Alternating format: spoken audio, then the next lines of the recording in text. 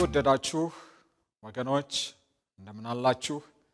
የእግዚአብሔር የአምላካችን ስም ለዘላለም ብሩክ ይሁን። ምህረቱን ከኛ ያላራቀ ሁሉ ጊዜ ከኛ ጋራ ያለ እግዚአብሔር አምላካችን ስሙ ለዘላለም የተባረከ ይሁን። በራሳችን ትጋት በራሳችን ጥንቃቄ የተነሳ እዚያ አልደረስንም። እዚያ ያደረሰን የእግዚአብሔር ምህረት ነው። ለዚህ ነው መጽሐፍ ቅዱስ ያልጠፋ ነው ከእግዚአብሔር ምህረት የተነሳ ነው፣ ርህራሄው አያልቅምና ማለዳ ማለዳ አዲስ ነው፣ ታማኝነቱ ብዙ ነው ብሎ የእግዚአብሔር ቃል የሚናገረው። እግዚአብሔር በእኔና በእናንተ ላይ ምህረቱን ስላበዛልን እግዚአብሔርን እጅግ አድርገን እናመሰግናለን። ዛሬ ደግሞ እንደገና የእግዚአብሔርን ቃል አብረን እንድንካፈል እግዚአብሔር ሁላችንንም ስለረዳን እዚህ ስላደረሰን አምላካችንን ልናመሰግነው ይገባል። በዚህ ባሳለፍናቸው ጊዜያት ሁሉን ነገር ይዞልን ሁሉን ነገር ለኛ አስገዝቶልን ዛሬም እስትንፋሳችን ኖሮ የአምላካችንን የእግዚአብሔርን ስም መጥራት ስለቻልን እግዚአብሔርን እናመሰግናለን። ዛሬ የእግዚአብሔርን ቃል እንካፈላለን። ዛሬ የምንካፈልበት የእግዚአብሔር ቃል ትምህርት ደግሞ የእግዚአብሔር ጸጋ በሚል ስለ ጸጋ እንካፈላለን። እግዚአብሔር ለሁላችንም እንዲናገረን እዚህ ይህንን እየተከታተልን ያለን በአገር ውስጥም ቢሆን በተለያየ ቦታ በውጭ ሀገርም ያላችሁ ቅዱሳኖች በሙሉ እግዚአብሔር ይናገራልና እግዚአብሔር እንዲናገረን እኛም ደግሞ መስማትና ማስተዋል እንድንችል እግዚአብሔር ጸጋውን እንዲያበዛልን ጊዜውንና ሰዓቱን ለአምላካችን ለእግዚአብሔር አሳልፈን እንሰጣለን። ሁላችንም እንጸልያለን። በሰማይና በምድር የከበርክ የተወደድክ የተመሰገንክ የዘላለም ንጉሥ የዘላለም አባት እግዚአብሔር ሆይ ስለ ሁላችንም እናመሰግንሃለን። ሁላችንንም ስለ ረዳህን እናከብረሃለን።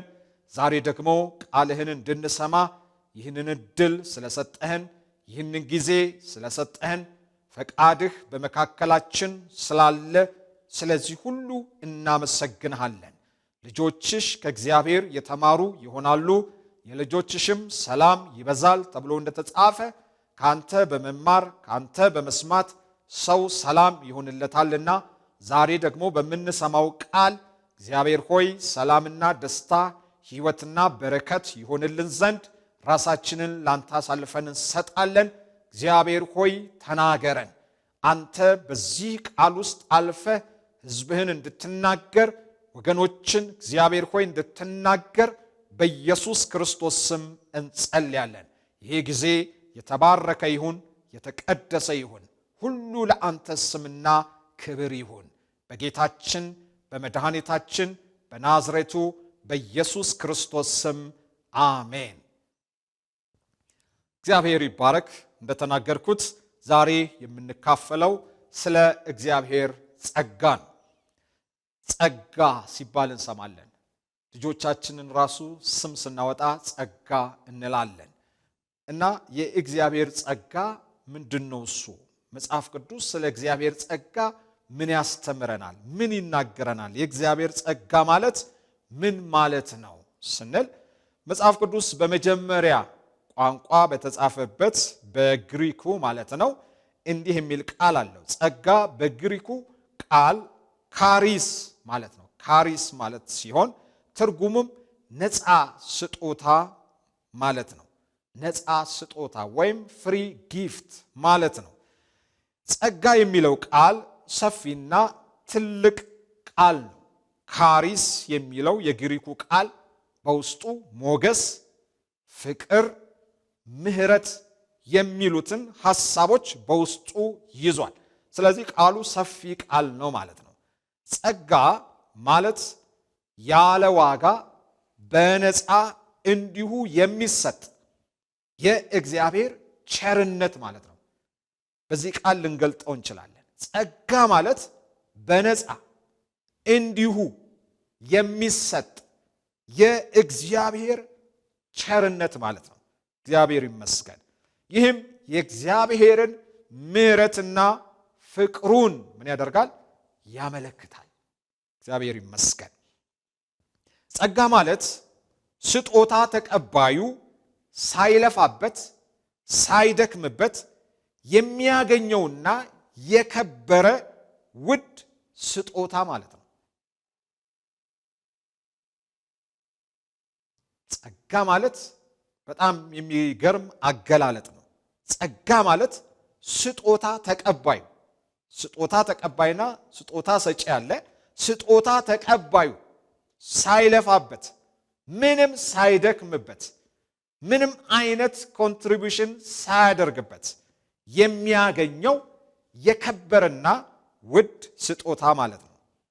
ጸጋ በነፃ ይሰጥ እንጂ ከብር፣ ከወርቅ፣ ከዕንቁ ይበልጣል። ከነዚህ ሁሉ ይበልጣል። አሁን ብር፣ ወርቅ፣ ዕንቁ በጣም ትልቅ ዋጋ ያላቸው ናቸው። ነገር ግን ጸጋን ስንመለከተው ጸጋ በነፃ ይሰጥ እንጂ ከብር፣ ከወርቅ፣ ከዕንቁ ይበልጣል። በምንም አይተካከልም። ጸጋን የሚተካከል ምንም አይነት ነገር የለም። ጸጋ ከሁሉ በላይ ነው። እግዚአብሔር የተመሰገነ ይሁን። ጸጋን ምንም ነገር አይተካውም። ጸጋን ምንም ነገር ሊተካው አይችልም። ከምንም ነገር ጋር ደግሞ ሊተካከል አይችልም። እግዚአብሔር የተመሰገነ ይሁን። ለዚህ ነው ቤተ ክርስቲያን ማርቲን ሉተር በተሐድሶ ጊዜ በለውጡ ጊዜ ያስቀመጣቸው አማዶች የሚገርም ነው። ቃሉ ብቻ፣ ጸጋ ብቻ፣ እምነት ብቻ የሚሉ ቃላቶች፣ ክርስቶስ ብቻ የሚሉ እነዚህ ቃላቶች በጣም ወሳኝ ቃላቶች ናቸው። በቃ ምንም ነገር የማይጨምርባቸው ሙሉ በሙሉ እግዚአብሔር ሰዎችን የሚያድንበት፣ ሰዎችን የሚገናኝበት፣ እግዚአብሔር ወደ ሰዎች የመጣበት መንገድ እንደሆነ እናያለን። ጸጋ ብቻ። ስለዚህ ሰው የሚድነው በክርስቶስ ኢየሱስ የማዳን ሥራ እግዚአብሔር ለሰው ልጆች በገለጠው በዚህ ጸጋ ብቻ እንደሆነ እንመለከታለን ማለት ነው። ዮሐንስ ወንጌል ምዕራፍ 1 ቁጥር 16 ላይ እንዲህ ይላል፣ እኛ ሁላችን ከሙላቱ ተቀብለን በጸጋ ላይ ጸጋ ተሰጥቶናልና፣ ሕግ በሙሴ ተሰጥቶ ነበርና ጸጋና እውነት ግን በኢየሱስ ክርስቶስ ሆነ ይላል። ስለዚህ ጸጋና እውነት በማን በኩል ሆነ? በክርስቶስ ኢየሱስ በኩል ሆነ ይላል። ጸጋ ወደ ሰው ልጆች የመጣው በማን በኩል ነው? በክርስቶስ ኢየሱስ በኩል ነው። ጸጋ ማለት ኢየሱስ ክርስቶስ በመስቀል ላይ እኛን ኃጢአተኞችን ለማዳን በመስቀል ላይ ሰርቶ የጨረሰውን የደህንነት ሥራ ያመለክታል። የሚነግረን ይህንን ነው። ኢየሱስ ክርስቶስ በመስቀል ላይ የሰራውን ሥራ፣ ሃሌሉያ፣ ሰዎችን ሁሉ ለማዳን የተከፈለውን ዋጋ እንዲሁ በነፃ እግዚአብሔር በልጁ በኢየሱስ ክርስቶስ በኩል ያመጣውን በረከትና መዳን የሚያመለክት ነው። እግዚአብሔር ይመስገን። ቲቶ ምዕራፍ 2 ከቁጥር 11 እስከ 15 ስናነብ እዚህ ቦታ ላይ በጣም የሚገርም ቃል ይናገራል ጳውሎስ። ሰዎችን ሁሉ የሚያድን የእግዚአብሔር ጸጋ ተገልጧልና ይላል። አያችሁ፣ ሰዎችን ሁሉ የሚያድን ምን? የእግዚአብሔር ጸጋ ምን ሆነዋል? ተገልጧልና ይላል። እግዚአብሔር ይመስገን። ሰዎች ሁሉ ኃጢአት ሰርተዋል።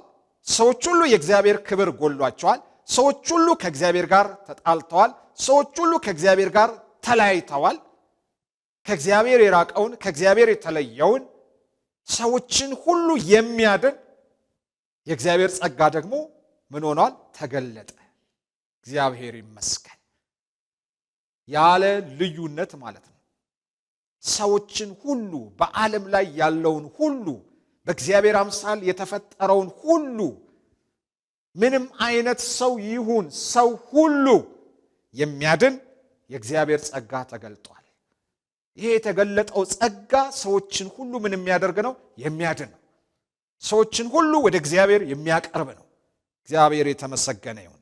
ይህም ጸጋ ይላል ኃጢአተኝነትና ዓለማዊ ምኞትን ክደን የተባረከውን ተስፋችንን እርሱም የታላቁን የአምላካችንን የመድኃኒታችንን የኢየሱስ ክርስቶስን ክብር መገለጥ እየጠበቅን ራሳችንን በመግዛትና በጽድቅ እግዚአብሔርንም በመምሰል በአሁኑ ዘመን እንድንኖር ያስተምረናል። መድኃኒታችንም ከዓመፅ ሁሉ እንዲቤዠን መልካሙንም ለማድረግ የሚቀናውን ገንዘቡን የሚሆነውን ሕዝብ ለራሱ እንዲያነጻ ስለ እኛ ነፍሱን ሰጥቷልና ይህን በሙሉ ሥልጣን ተናገርና ምከር፣ ገስጽም፣ ማንም አይናቅህ ይላል። ጳውሎስ ቲቶን ይመክረዋል። በቃ ይህንን በሙሉ ሥልጣን ምን አድርግ? ተናገር፣ ምከር፣ ማንም ደግሞ ምን አያድርግህ? አይናቅህ ይላል። ይህን የምክር ቃል ተናገር፣ ይህን የጽድቅ ቃል ተናገር። ስለዚህ ጸጋ ተናገር። ሰዎች ይህንን ጸጋ አላወቁትም። ሰዎች ይህንን ጸጋ አልተረዱትም። ስለዚህ ይህንን በሙሉ ሥልጣን ምን አድርግ? ምከር፣ ተናገር፣ አስተምር፣ ገስጽ፣ ማንም አይናቅህ እያለ ጳውሎስ ቲቶን ይመክረዋል። ስለዚህ የዚህ ጸጋ ታላቅነት በጣም የሚገርም ነው። ሰዎችን ሁሉ የሚያድን እግዚአብሔር የተመሰገነ ይሁን። ሰዎች ሁሉ የሚድኑበት ጸጋ ነው እግዚአብሔር በልጁ በኢየሱስ ክርስቶስ ለኛ የገለጠው ማለት ነው። እግዚአብሔር የተመሰገነ ይሁን።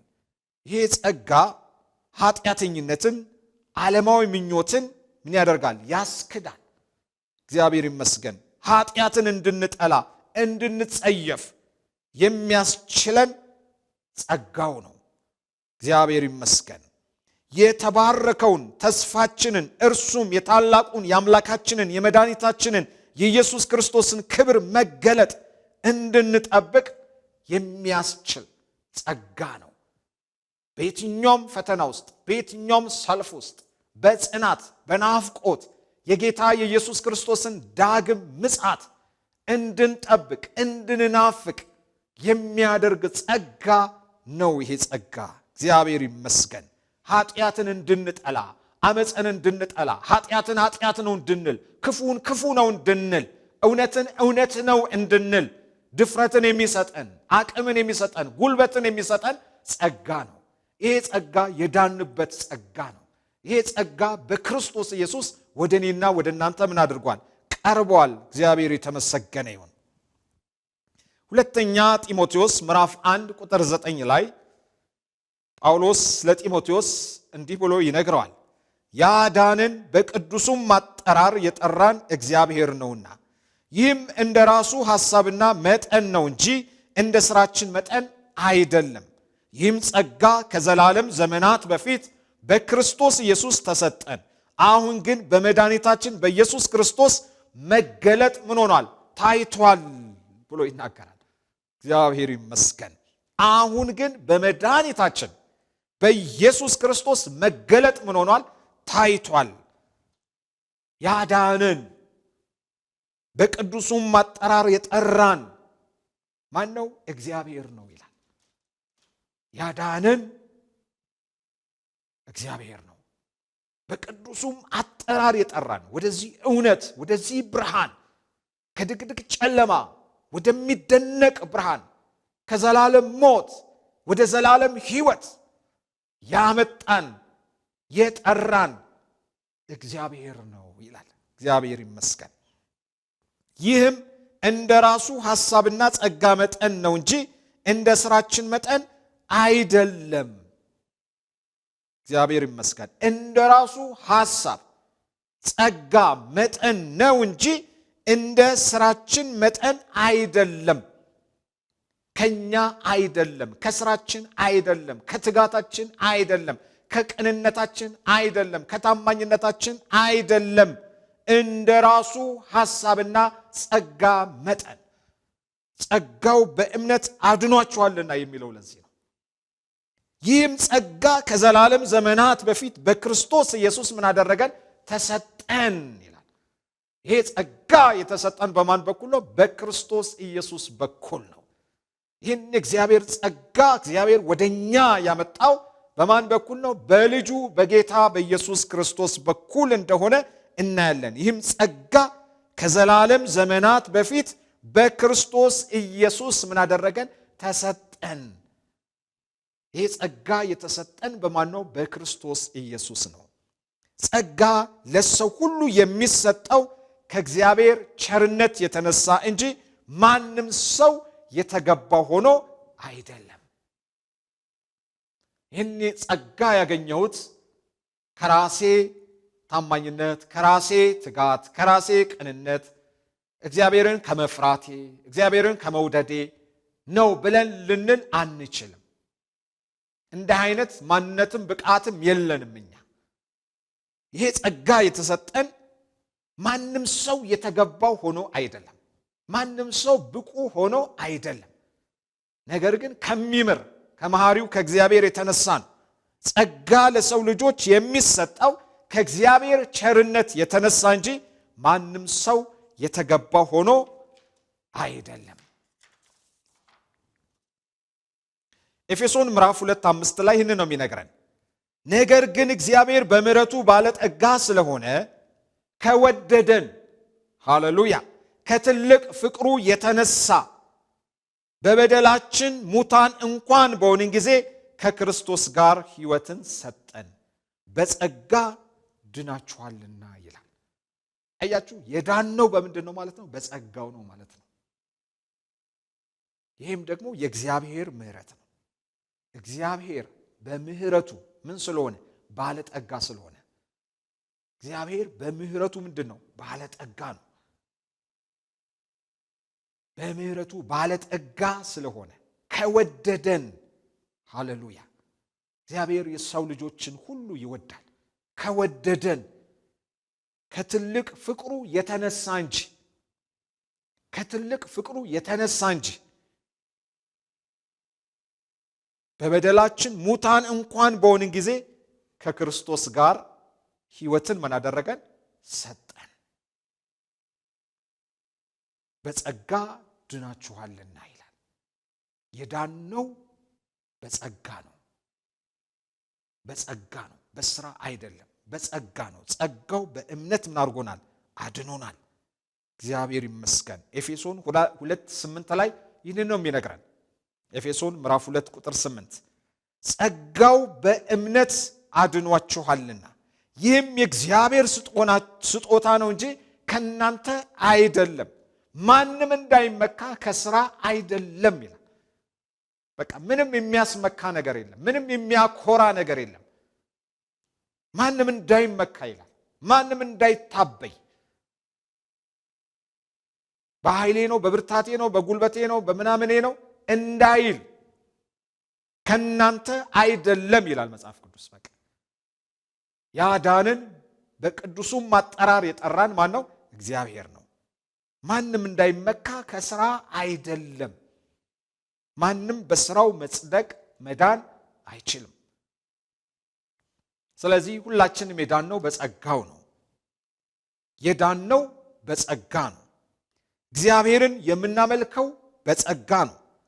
እግዚአብሔርን የምናገለግለው በጸጋ ነው። መከራን፣ ስደትን፣ ፈተናን ሁሉ የምንችለው የምንቋቋመው የምንቀበለው በምንድን ነው? በጸጋው ነው። ኃጢአትን የምንጠላው የምንጸየፈው እምቢ የምንለው በጸጋው ነው። ጸጋው ይህንን ያስችላል። የጠላትን ውጊያ የጠላትን ተጽዕኖ የምንቋቋመው እግዚአብሔር በሚሰጠን ጸጋ ነው።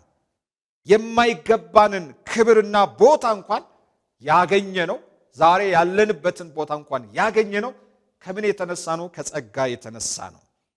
አንደኛ ቆሮንቶስ ምዕራፍ 15 ቁጥር 10 ላይ ጳውሎስ እንዲህ ይላል፣ እኔ ከሐዋርያት ሁሉ የማንስ ነኝና የእግዚአብሔርን ቤተክርስቲያን ስላሳደድኩ ሐዋርያ ተብዬ ልጠራ የማይገባኝ ነገር ግን በእግዚአብሔር ጸጋ የሆንኩ እኔ ነኝ ይላል። ስለ ራሱ የሚሰጠው ምስክርነት ነው። እኔ እንኳን የሆንኩት መሆን ከምን የተነሳ ነው? በእግዚአብሔር ጸጋ ነው ይላል። ምክንያቱም የቀድሞ ሕይወቱ ምንድነው? አሳዳጅ ነው፣ አንገላች ነው። እንደሚናገረው እኔ ከሐዋርያት ሁሉ የማንስ ነኝና የእግዚአብሔርን ቤተ ክርስቲያን ስላሳደድኩ አሳዳጅ ነበረ። ሐዋርያ ተብዬ ልጠራ የማይገባኝ ይላል። ይሄ ስም ይሄ ክብር ለኔ የሚሰጥ አልነበረም። ሐዋርያ ተብዬ ልጠራ የማይገባኝ ነገር ግን ይላል ነገር ግን በእግዚአብሔር ጸጋ የሆንኩ እኔ ነኝ። ይሄ ሁሉ የሆንኩት ሐዋርያው ጳውሎስ ተብዬ የተጠራሁት በማን ነው? በእግዚአብሔር ጸጋ ነው ብሎ ይናገራል። በእግዚአብሔር ጸጋ የሆንኩ ይላል። ያንን ሁሉ አገልግሎት ሲሰጥ የነበረው ያንን ሁሉ መንፈሳዊ ነገር ሲያደርግ የነበረው ወንጌልን ሲያዳርስ የነበረው ስለ ክርስቶስ ያንን ሁሉ መከራ ሲቀበል የነበረው በእግዚአብሔር ጸጋ እንደሆነ እናያለን። ለእኔም የተሰጠኝ ጸጋው ከንቱ አልነበረም ይላል። እግዚአብሔር ለሰዎችን ጸጋ ይሰጣል። እግዚአብሔር ይመስገን። እኔና እናንተም የዳነው በጸጋው። እግዚአብሔር ጸጋውን ስለሰጠን ነው። በጸጋው እግዚአብሔርን እናመልካለን፣ እግዚአብሔርን እናገለግላለን፣ በእግዚአብሔር ቤት እንኖራለን። ጸጋው አቅማችን ነው። ጸጋው ጉልበታችን ነው። ጸጋው ኃይላችን ነው። ጸጋው ድፍረታችን ነው። ጸጋው ጥናታችን ነው። የምንጸናበት የምንቆምበት ነው። እግዚአብሔር ስሙ ለዘላለም የተባረከ ይሁን። በአጠቃላይ ጸጋው ደህንነትንና እግዚአብሔርን በመፍራትና በአዲስ ሕይወት እንድንመላለስ ያደርገናል። እግዚአብሔር ይመስገን። ጸጋው አዲስ ሕይወት እንድንኖር ያስችለናል። ጸጋው የማይቻለውን ነገር እንድንችል ያስችለናል። የእኛ ነገር ሁሉ ከምን ጋር የተያያዘ ነው? ከጸጋ ጋር የተያያዘ ነው። እግዚአብሔር ይመስገን። ጸጋው በእግዚአብሔር ዘንድ ትልቅ ዋጋ ተከፍሎበታል። ቅድም እንዳየነው ጸጋው ነፃ ቢሰጥም ነገር ግን ዋጋው እጅግ ታላቅ እንደሆነ፣ ዋጋው እጅግ የከበረ እንደሆነ፣ ከዕንቁ ከሁሉም እንደሚበልጥ ቅድም አይተናል። ስለዚህ ጸጋው በእግዚአብሔር ዘንድ ትልቅ ዋጋ ከፍሎበታል። እግዚአብሔር ዋጋ ከፍሎበታል። በጸጋው ነው ብለን በጸጋው ላይ መቀለድ እንደፈለግን መሆን አንችልም። እንደ እግዚአብሔር ቃል ልንኖር፣ እንደ እግዚአብሔር ቃል ልንመላለስ፣ እግዚአብሔርን በመፍራት ሕይወት ውስጥ ልንመላለስ ይገባናል። ጸጋው ኃጢአትን እንድንለማመድ ኃጢአትን እንድናደርግ ዕውቅና አይሰጠንም። የበለጠ እግዚአብሔርን እንድንፈራ፣ የበለጠ እግዚአብሔርን እንድንሰማ፣ የበለጠ እንደ እግዚአብሔር ቃል እንድንኖር አቅምን፣ ብርታትን፣ ጉልበትን ይሰጠናል። በእኛ ኃይል የማንችለውን በጸጋው እንችላለን። እግዚአብሔር ይመስገን። ለመጸለይ ጉልበት ይሆነናል። የእግዚአብሔርን ቃል ለማንበብ ጉልበት ይሆነናል። ወንጌልን ለመመስከር ጉልበት ይሆነናል። እግዚአብሔርን ለማገልገል ጉልበት ይሆነናል። እግዚአብሔር ስሙ ለዘላለም ይባረክ። ዕብራውያን ምዕራፍ 10 ቁጥር 29 ላይ ይህን ነው የሚነግረን።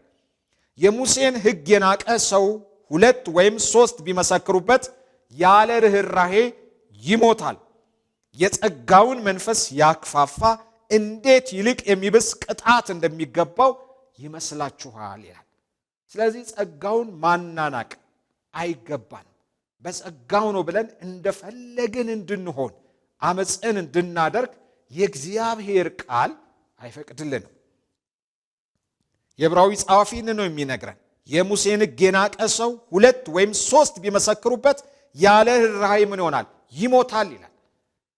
የጸጋውን መንፈስ ያክፋፋ እንዴት ይልቅ የሚብስ ቅጣት የሚገባው ይመስላችኋል ይላል። ስለዚህ ጸጋው ለእኔና ለእናንተ ከእግዚአብሔር ምሕረትና ቸርነት የተነሳ ተሰጥቶናል። ያዕቆብ ምዕራፍ 4 ቁጥር 6 ላይ ይህንን ነው የሚነግረን። እግዚአብሔር ትዕቢተኞችን ምን ያደርጋል? ይቃወማል። ለትሑታን ግን ምን ያደርጋል? ጸጋን ይሰጣል። እግዚአብሔር ይመስገን። ጸጋን ይሰጣል። ስለዚህ የተገለጠውን ጸጋ አጥብቀን መያዝ ይገባናል። ዕብራውያን 12 ቁጥር 28 ላይ እንዲህ ይላል፣ የማይናወጥ መንግሥት ስለምንቀበል በማክበርና በፍርሃት እግዚአብሔርን ደስ እያሰኘን የምናመልክበትን ጸጋ ጸጋ እንያዝ ብሎ የእግዚአብሔር ቃል ይናገራል። ዕብራውያን 12:15 ላይም እንዲህ ይላል፣ የእግዚአብሔር ጸጋ ለማንም እንዳይጎድለው ይላል፣ ብዙዎች የሚረክሱበትን አንድ መራራ ሥር ወደ ላይ በቅሎ እንዳያስጨንቅ ሴሰኛም የሚሆን እንዳይገኝ ብሎ የእግዚአብሔር ቃል ይናገራል። የእግዚአብሔር ጸጋ ለማንም አይጉደለው ይላል። እንግዲህ ዛሬ ስለ ጸጋ ተመረናል። እግዚአብሔር ጸጋውን ሰጥቶናል። በዚህ ጸጋ ደግሞ ሁሉን ማድረግ እንደምንችል የእግዚአብሔር ቃል ይነግረናል። እግዚአብሔር ጸጋውን በክርስቶስ ኢየሱስ ለእኔና ለእናንተ ገልጦልናል። በዚህ ጸጋ እንድንኖር፣ በዚህ ጸጋ ውስጥ እንድንሆን እግዚአብሔር ሁላችንንም ይርዳን። የሰማነውን ቃል እግዚአብሔር ይባርክልን። እንጸልያለን። እግዚአብሔር አምላካችንና አባታችን ሆይ ስለላክልን የሕይወት ቃል እጅግ አድርገን እናመሰግንሃለን። ዛሬ ስለ ጸጋ ማንነትና ምንነት ተናግረህናል።